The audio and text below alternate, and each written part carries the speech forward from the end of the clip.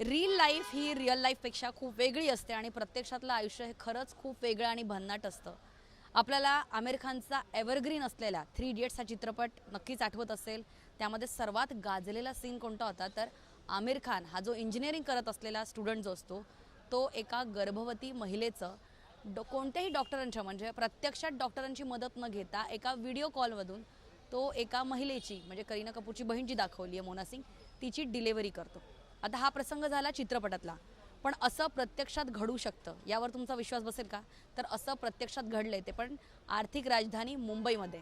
आणि हे घडवून आणलंय विकास बेंद्रे या प्रोफेशनली फोटोग्राफर असलेल्या व्यक्तीने, ज्यांनी मुंबईतल्या राम मंदिर या रेल्वे स्थानकावरती एका प्रसूतीमध्ये त्रासत असलेल्या महिलेची डिलिव्हरी केलेली आहे. नेमका प्रसंग काय होता हे आपण थेट विकास बेंद्रे यांच्याकडनं जाणून घेणार आहोत. सर्वात पहिल्यांदा म्हणजे आम्ही ज्यावेळेस व्हिडिओ बघितला आणि खरंच म्हणजे एकदम शॉकिंग होतं ते सगळं. काय घडलं होतं नेमकं आणि किती वाजता घडलं होतं, कुठे घडलं होतं? रात्री 1 ते 1:30च्या दरम्यान घडलेली गोष्ट आहे. गोरेगाव स्टेशन ते राम मंदिर स्टेशन त्याच्यामध्ये त्यांचा ओरडण्याचा आवाज आला मला. आम्ही एका एक लेडीज होत्या त्यांचा म्हणजे ज्या आता ज्याबद्दल आपलं हे चाललं आहे त्याच लेडीजचा आवाज आला. सो मला एकंदरीत वेगळं वाटलं कारण त्यांची पाठ होती माझ्याकडे. सो मला पोट वगैरे काही दिसलं नाही. सो मला असं वाटलं जेंट्स म्हणजे जनरल डब्यामध्ये होता. मी फर्स्ट क्लासमध्ये होतो आणि ते सेकंड क्लासमध्ये होत्या. ती मध्ये एक जाळी असते. सो त्या जाळीमध्ये जाळीमधनं दिसलं की ते अशा बसलेल्या होत्या. सो मला एकंदरीत असं जाणवलं की बहुतेक त्यांना अटॅकचा किंवा काहीतरी त्रास होत असेल किंवा पोटात जास्त दुखत असेल असं काहीतरी असेल. पण लिटरली ज्यावेळेस मी जवळ गेलो आणि पाहिल्यानंतर मग ती सिच्युएशन खूप वेगळी वाटली आणि ते खूपच म्हणजे असं अशा किंचाळत होत्या की त्यांना ते सहनच होत नव्हतं. सो मग मला असं वाटलं की हे मुंबई सेंट्रलपर्यंत जाऊ शकणार नाही आहेत. सो मी निर्णय घेतला. ते फॅमिली तयार नव्हती म्हणजे एकंदरीत त्यांना काहीच कळत नव्हतं की काय करायचं. कोण कोण होतं महिलेसोबत? कोण कोण? त्यांची बहीण होती, त्यांचा भाऊ होता, अजून एक मुलगी होती त्यांची कोणतरी असे आणि अजून कोणतरी असेल पण माझ्या म्हणजे हे नाही मला ते आठवत नाही आहे त्या ठिकाणी. सो नंतर मी त्यांना चेन पूल केली राम मंदिर स्टेशनला की मला बऱ्यापैकी वेळ भेटेल तिथे जाऊन मी त्यांना भेटून उचलून त्यांना बाहेर आणू शकतो. सो तेवढा वेळ भेटला. सो त्यांना मी बाहेर आणलं. बाहेर आणल्यानंतर मग बऱ्यापैकी तिथे त्या कठडा असतो स्टेशनवरती त्याच्यावरती झोपवलं मी त्यांना. झोपवल्यानंतर मदतीची वाट बघितली म्हणजे आम्ही पाठवले तिथनं काहींना सांगितलं की कुठेतरी कोणी डॉक्टर असेल किंवा बोलवा फक्त. 20 मिनिट्स झाले तरी पण काही होत नाही आहे आणि त्याच्यानंतर तर वेदना खूपच वाढल्या आणि ते बाळाचं डोकं त्या टायमिंगला बाहेर आलं. सो मी तोपर्यंत डोक्यात माझ्या ट्यूब पेटली की मी जर का डॉक्टरांना फोन केला आणि जर का व्हिडिओ कॉल केला तर इथे काय होईल तर त्याचं आपण कमीत कमी करू तरी शकतो. सो डॉक्टर देविका देशमुख म्हणून मॅडम आहेत जे पार्ल्यामध्ये असतात विलेपार्ले ईस्टला. सो त्यांना मी फोन केला आणि त्यांना सगळं सांगितलं परिस्थिती काय आहे ते. त्यांनी त्या सर्व गोष्टी ऐकल्या. मग त्याच्यानंतर त्यांनी थोडासा श्वास घ्यायला लावला मला. मी पण घाबरलेलो. तर बोलले की फक्त कोणीही घाई करायची नाही. मग त्यांनी त्या पद्धतीने सांगायला सुरुवात केली की थोडंसं बाळाला बाहेर आल्यानंतर मग जे काही प्रोसेस असते त्यांनी ती हळूहळू सांगितली. थोडीशी नाळ वगैरे कशी कापायची त्याची काय असतं त्याचं काय करावं लागतं ते सगळं काही गोष्टी सांगितल्या त्यांनी. ते करून झाल्यानंतर नाळ वगैरे कापली आम्ही. त्याला गाठ वगैरे दिली. दोन्ही आईपासून त्या अन्ननलिकेपासून त्या बाळाला वेगळं केलं. सो बाळाला वेगळं केल्यानंतर पहिलं कधीच असं एवढं बाजूला ठेवत नाहीत. बाळाला थोडं बाजूला ठेवलं कारण आईचं ती प्रोसेस करत होतो मी. ते ते गोष्ट जी असते ती आतमध्ये गेल्यानंतर प्रॉब्लेमॅटिक होते म्हणून ती बाहेर खेचावी लागते थोडीशी. सो ते मला ते सांगितल्या पद्धतीनं मी थोडंसं त्या प्रमाणामध्ये बाहेर खेचलं आणि सो डिलिव्हरी झाल्यानंतरची पण जी प्रोसेस असते पुढची ती पण तुम्ही फॉलो केली? हो, ती पण फॉलो केली मी. सो ती फॉलो झाल्यानंतर मग नंतर बाळाला घेतलं हातामध्ये. मी नाही घेतलं कारण माझे हात सर्व हे झालेले होते. सो बाळाला दुसऱ्या हातामध्ये घ्यायला लावलं दुसऱ्याला आणि मग ते त्यांच्या छातीवरती ठेवावं लागलं. फर्स्ट ऑफ ऑल तर आम्ही कपडे आता त्यांनी गाऊन होता वरून ठेवलं पण डॉक्टरांनी सांगितलं की नसतं कधी पण आईच्या हे गाऊन हे त्वचेवरती ठेवावं लागतं. सो मग ते मला कार्य करावं लागलं. मग मी ते केलं प्रॉपर ठेवलं बाळाला. मग छानपैकी ओरडलं बाळ वगैरे. थोडासा आवाज पण छान झाला व्यवस्थित. त्यांचं म्हणजे दोघांचं आईचं आणि मुलाचं ते हसणं वगैरे ते छान सुरू झालं आणि मग ते बघितल्यानंतर जरा एक मोकळा श्वास घेतला आम्ही सर्वांनीच. विकास, हा प्रसंग म्हणजे इतका नवलाईचा प्रसंग आहे.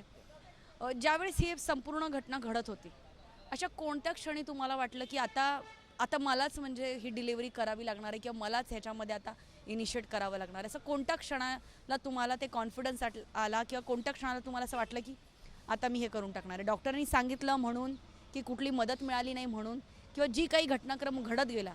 माझ्या डोळ्यासमोर ज्यावेळेस मी ती सिच्युएशन पाहिली की बाळाचं डोकं बाहेर आलं थोडंसं.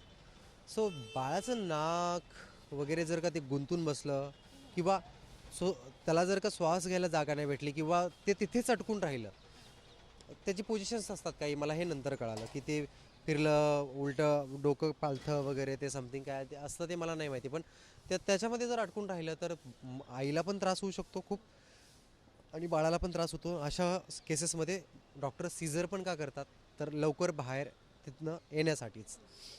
तर त्याची एक भीती होती की नॉर्मल डिलिव्हरी होती आहे ही, पण सक्सेसफुल होईल की नाही याची गॅरंटी नव्हती. पण ती झाली सक्सेसफुल. बस तेच एक भीती होती त्या गोष्टीची. या या सगळ्या प्रोसेसमध्ये कारण ज्या महिला होत्या त्यांच्यासोबत असलेल्या किंवा इतर कुठलीही स्टेशनवरती तुम्हाला मदत मिळाली का? इतर कोणतीही स्टेशनवरती मदत नाही मिळाली, फक्त एक मोरल सपोर्ट भेटला सर्वांचा. महिला नव्हत्या तिथे, महिला बिलकुल नव्हत्या, कारण रात्रीचे 1:30 वाजलेले आहेत आणि स्टेशनवरती अशा महिला एवढ्या रात्रीचा प्रवास पण नाही करत जास्त. असल्या क्वचित एकदम कॉर्पोरेट लाईनमध्ये ज्या असतील पार्टी वगैरे आलेल्या, सो त्याच आल्या. ज्यावेळेस आम्ही स्ट्रेचर घेऊन ॲम्ब्युलन्सकडे जात होतो पेशंटला, त्यावेळेस फक्त 2 महिला वरून आलेल्या. त्यांना वाटलं की ॲक्सिडेंट काहीतरी झाला आहे म्हणून त्या घाबरून बाजूला पळाल्या होत्या लिटरली. सो म्हणजे एकंदरीत सर्वजण अशा इन्सिडेंटला घाबरतात. मग ते बेबी बॉय झाले वगैरे हे सांगितल्यानंतर जरा छान वाटलं सर्वांनाच आणि सगळे खुश झाले. सर्वांनी सेलिब्रेट पण केलं तिथे, सगळ्यांनी एकदम आक्रोशामध्ये असं थोडंसं सेलिब्रेशन पण केलं. आणि मग मला तिथून पुढे म्हणजे माझी फ्लाईट होती, मग मला सर्वजण मी सोडवायला येतो. सो असं चालू झालं. त्यातला एक व्यक्ती आहे, वरुण नाव आहे त्यांचं, ते मला एअरपोर्टपर्यंत सोडवायला आले, कारण माझे ट्रेन पूर्ण मिस झालं त्या. सो मग ते एअरपोर्टपर्यंत सोडवायला आले. ते खूप ॲप्रिशिएट होते माझ्याबद्दल. छान वाटलं मला ते. प्रसंग घडताना ज्या ज्या आई झाल्या, जी महिला आई झाली, तिने कशा प्रकारचा तुम्हाला कॉन्फिडन्स दिला किंवा तुम्ही त्यांना कशा प्रकारचा कॉन्फिडन्स दिला? ॲक्च्युली कसं झालं की ज्या वेळेस त्या हिंमत हारत होत्या ना, सो मी त्यांचा हातात हात घेतला प्रॉपर, त्यांना त्यांच्या गालावरती हात ठेवला प्रॉपर. काही होत नसते, तुम्ही मतलब हिंदी में बात किया, आप सिर्फ ठीक मतलब कॉन्फिडेंट रखो, एकदम आँखें खुली रखो, कोई टेंशन मतलब यही बस 5 मिनट दर्द आपको सह लेना है, उसके बाद कुछ भी ये नहीं करना है. बाई म्हणजे मराठी नव्हते. हाँ, तो सो मैं हिंदी में बात कर रहा था उनसे, तो वैसे समझाने के बाद वो ओके सी इज़ लाइक थोड़ा सा हाँ कॉन्फिडेंटली वो मुंडी भी हिला रहे थे. सो ऐसे मैंने फिर उनसे बात की अच्छे से, तो फिर उनको थोड़ा कॉन्फिडेंट आ गया. मैं बोला कि मैं हूँ यहाँ पे, टेंशन मत ले लो, मैं सब सही कर लूँगा. वो मेरे बिना किसी को हाथ भी नहीं लगाने दे रहे थे, पता है. मतलब उनका वो कॉन्फिडेंट लेवल इतना था मेरे ऊपर कि वो किसी को हाथ भी, उनका भाई भी बोला कि आपके सिवा किसी और को हाथ लगाने भी नहीं देने का उन्होंने सोचा था. ऐसा था वो सिचुएशन. आणि मग तशा वेळेस त्यांच्यासोबत जे कुटुंबीय होते त्यांना कसं कॉन्फिडन्स, त्यांची काय अवस्था झाली होती? सो जो वीडियो कॉल पे चल रही है बात, जो डिस्कशन हुआ था उस हिसाब हाँ म्हणजे ते जे चालू होतं ना आमचं व्हिडिओ कॉलवरती आणि जे डिस्कशन चालू होतं, सो त्याच्यामुळे त्या गोष्टी कॉन्फिडेंटली आल्या त्यांना की हे करू शकतात. आणि एक माणसाचे हावभाव आणि एक शरीर लँग्वेजच सांगते ना की हा माणूस करेल की नाही करेल. सो त्या लँग्वेजनुसार त्यांना ते वाटलं की हेच व्यक्ती ते करू शकतात. अशी कोणती तुमच्यामध्ये शक्ती संचारली होती की तुम्हाला वाटलं की मी हे करून टाकेन? कारण म्हणजे अक्षरशः डिलिव्हरी करताय तुम्ही, एक जीव जन्माला घालतायत, आसपास कोणाचीही मदत नाही आहे, कसं काय जमलं हे? ॲक्च्युली तसं पाहायला गेलं तर कसं राहतं, ज्यावेळेस एखाद्या जीवाचा प्रश्न येतो ना, त्या टायमिंगला जे मनामध्ये शक्ती येते ना, ती एक वेगळीच असते. त्या व्यक्तीला वाचवायचं वगैरे हे बाकी डोक्यामध्ये काही येत नाही. त्या ठिकाणी मग डॉक्टर जरी बनायचा विचार केला तरी तो एक मनात येऊन जातो की आपण करू शकतो ते. मनाला जर सांगितलं की नाही आपल्याला फक्त प्रॅक्टिकल बघून करायचं आहे ना, ओके नो प्रॉब्लेम, आपण ते करू शकतो. गाईड करतो आहे आपल्याला समोरून, सो ते करायचं आहे आपल्याला. फक्त जसं सांगितलं तेच परफेक्टली आपल्याला करायचं. त्या पद्धतीनं ते कॉन्फिडंट वाढत गेलं आणि करत राहिलो. विकास, विकास, आता तुमच्याबद्दल कारण थोडीशी पार्श्वभूमी, कारण डॉक्टर नाही आहेत विकास बेंद्रे, तरी सुद्धा एवढा मोठा प्रसंग त्यांनी अक्षरशः सकारात्मक पद्धतीने हाताळला आणि एका मुलाला जन्म झाला. तुमचं पार्श्वभूमी सांगा, तुम्ही काय शिक्षण घेतलंय, तुम्ही प्रोफेशनली काय काम करता, तुमच्या कुटुंबाची पार्श्वभूमी. शिक्षणाशी माझं एवढं नातं काही व्यवस्थित नाही राहिलेलं, पण माझं पहिल्यापासून असं आहे की जेणेकरून मी स्वतः लाईफमध्ये एक आर्ट म्हणून फोटोग्राफीकडे पहिल्यापासून पाहिलं मी. सो मला लाईफमध्ये त्याच गोष्टी करायच्या होत्या. सो त्याच्यामध्ये त्याच फील्डमध्ये मला हे करायचं होतं, तो एक टॉपचं जायचं होतं. एक काही गोष्टी लाईफमध्ये अडीअडचणीच्या असतात, परिस्थिती मॅटर करते. सो हळूहळू त्या स्ट्रगलिंगला करत करत करत आता चालू होते सर्व गोष्टी. म्हणजे तुमचा व्यवसाय, तुमचं प्रोफेशन फोटोग्राफी फोटोग्राफीच माझं प्रोफेशन फोटोग्राफीच आहे. आणि शिक्षण कशात घेतलंय? शिक्षण BSc मध्ये. या विकास, कुटुंबाची पार्श्वभूमी काय आहे? कारण ज्या वेळेस हा प्रसंग घडत होता किंवा घडल्यानंतर तुम्ही कोणाला कळवलं, काय सांगितलं? मी पप्पांना बोललो ही गोष्ट. पप्पांना विश्वास बसत नव्हता पहिल्यांदा की म्हणजे असं काहीतरी बोलत असेल असंच, पण त्यांना नंतर सांगितलं की हा खरंच आहे ही गोष्ट. सो त्यांनी मग ते बोलले की ह्या गोष्टीचा एक ड्रॉबॅक पण होऊ शकत होता जर काही झालं असतं तर. त्या गोष्टी तुझ्यावरती आल्या असत्या, समोरची फॅमिली कशी आहे कशी नाही आहे तुला काय माहिती आहे. सो ह्या गोष्टीनं थोडंसं, पण नाही म्हणलं की जे झालं ते चांगल्यासाठी झालं आहे. सो तिथे ठीक आहे म्हणले, चला हरकत नाही आहे. पप्पा बोलले की जे चाललं आहे ते एकदम व्यवस्थित आहे, हरकत नाही. म्हणजे नंतर त्यांना ते सगळं बघितल्यानंतर त्यांना ते खात्री पडली सगळी. महिलेच्या कुटुंबियांची काय रिॲक्शन होती? त्यांच्याशी तुमचं बोलणं झालंय? महिलेचं कुटुंब, त्यांचे रिॲक्शन खूप आता मला भेटण्याचे आहे, पण आता सध्याला त्यांचे पण तिकडे इंटरव्ह्यूज चालू असतील काहींचे. सो सध्याला आता हे आहे ते सगळं निवांत झाल्यानंतर आम्हाला तर भेटायचं तर आहेच. सो आता बघूया, ह्यातनं मला वेळ भेटेल तसं मी तिकडेच आता जाणार आहे आणि त्यांना नक्कीच भेटणार आहे मी तिचा. आणि जेव्हा त्या बाळाला तुम्ही हातात घेतलं या. त्यावेळेस तुमच्या काय भावना होत्या? हां, लिटरली म्हणजे नॉर्मल डिलिव्हरीमध्ये बाळ एवढं म्हणजे त्यानं एक रडल्यानंतर थोडंसं रडल्यानंतर परत एकदम शांतपणे इकडे तिकडे असे थोडेसे डोळे उघडणं, परत झाकणे, असे डोळे उघडणं झाकणे. तर या गोष्टीमध्ये म्हणजे एक छान वाटलं. म्हणजे ते बाळ पण आनंदी होतं की ठीक आहे, माझं राम मंदिरच्या ठीक आहे, आज मी स्टेशनवरती माझा जन्म झाला आहे ना, हरकत नाही. पण मी पुढचा एक विराट कोहली असू शकतो किंवा मी धोनी असू शकतो.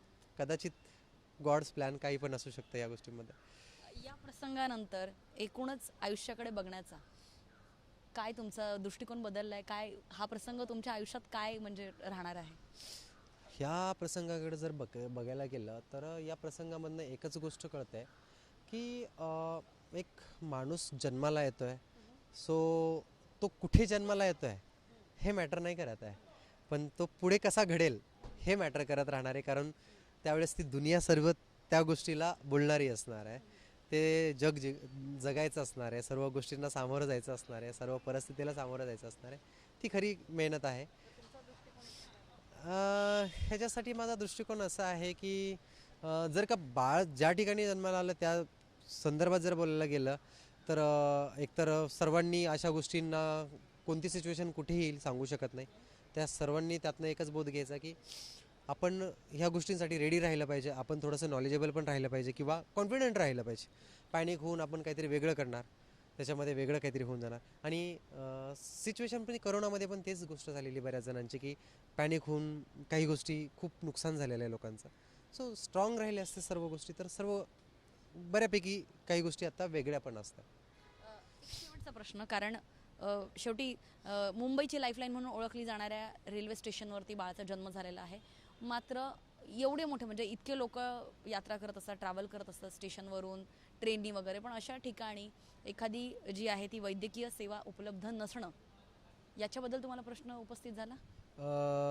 मला प्रश्न उपस्थित झाला, पण कसं आहे की माहीत नाही, मी प्रॉपर चौकशी नाही केली की त्या ठिकाणी त्यांची वैद्यकीय सेवा असू शकते पण त्या टायमिंगला नसेल हे मला खात्री नव्हती. सो म्हणून मी त्यांच्याबद्दल फक्त त्यावेळेस नव्हती हे बोलणं माझं कन्फर्मली मी सांगू शकतो, पण इतर वेळेस असते की नसते याबद्दल मी कन्फर्म नाही आहे. म्हणून मी त्याबद्दल काय टिप्पणी केलेली नाही आहे. जी गोष्ट मला परफेक्टली माहीत असेल त्यावेळेस मग मी नक्की टिप्पणी करू शकतो त्या गोष्टीवरती. नक्कीच विकास, आमच्याशी बोलल्याबद्दल खूप खूप धन्यवाद. आणि खरंच खूप मोठा म्हणजे अक्षरशः अद्भुत असा चमत्कार जो आहे तो विकास बेंद्रे यांनी केलेला आहे. सगळ्यात महत्त्वाचं म्हणजे विकास यांनी प्रसंग सावधान दाखवून वेळीच जे आहे ते एका गायनेकोलॉजिस्ट म्हणजे स्त्रीरोग तज्ज्ञाची मदत घेतली. व्हिडिओ कॉलनी जो आहे संबंधित महिलेची कोणताही म्हणजे एक कॉन्फिडन्स त्यांनी बाळगला की आता आहे ती सिच्युएशन, त्याला आपल्याला जे आहे ते या बाळाला जन्म द्यायचा आहे आणि एक वेगळंच नातं, एक वेगळीच नाळ जी आहे ती बाळाशी आता विकास बेंद्रे यांची जोडली गेलेली आहे. व्हिडिओ जर्नलिस्ट स्वप्नील मोरेसह ज्योत्स्ना गंगणे, जय महाराष्ट्र, मुंबई.